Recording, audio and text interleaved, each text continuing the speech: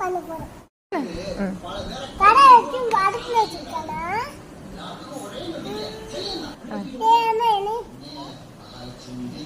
கொஞ்சம் எங்கேயாவது போட்டு வறுக்கணும்.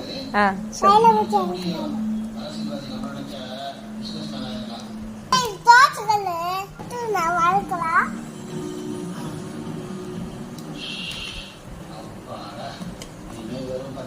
ஏய் இப்ப சொல்லு. பச்சை மிளகாய் போட்டுக்கலாம். கிண்டிக்கலாம். தேவையான பொடி போட்டுக்கலாம்.